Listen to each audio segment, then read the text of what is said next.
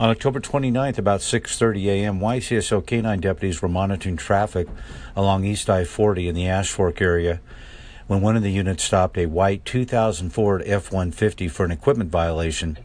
While speaking with the driver, 31-year-old Carlos Fabricio Villarano from California, the deputy noticed a pill bottle on the passenger seat that contained marijuana.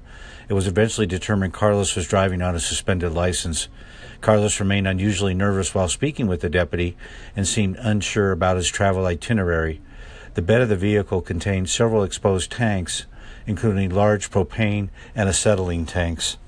Based on the training and experience of the lead K-9 deputy, it appears Carlos was being deceptive due to knowledge he was transporting drugs and/or contraband. Carlos gave the deputies consent to search the truck, although not necessary based on the marijuana seen in the vehicle during the initial contact. Inside a plastic box on the passenger seat, deputies found nearly 5 pounds of packaged marijuana. During an examination of the tanks stored in the bed of the truck, several appeared to have been tampered with. As a result, the truck was removed from the highway to a safe inspection area away from high-speed traffic conditions. The black acetylene tank had lightweight car body filler, also known as Bondo brand, on the bottom of the tank. There was no obvious point of entry, but the tank had been freshly painted and was unusually heavy.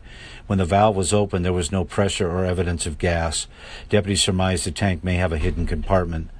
The white propane tank was examined, and several indications that the tank had been tampered with were noticed. This included non-matching aftermarket welds on the tank bottom. When the valve was open, an odor of marijuana was detected. Deputies also removed a valve on a black air compressor tank taken out of the truck and could see plastic bags inside containing marijuana. Unable to access the contents of these tanks otherwise, deputies borrowed an extraction saw from local fire personnel and cut each tank open in areas where there was an obvious predetermined access point. Inside the white tank, deputies found about 20 pounds of marijuana in various plastic bags, which appear to have been placed through an opening cut into the tank and then welded shut before transportation. Cutting open the black tank revealed a large amount of body filler only. When the black air compressor tank was cut open, deputies found more than 70 pounds of marijuana inside. More than 96 pounds of marijuana was seized.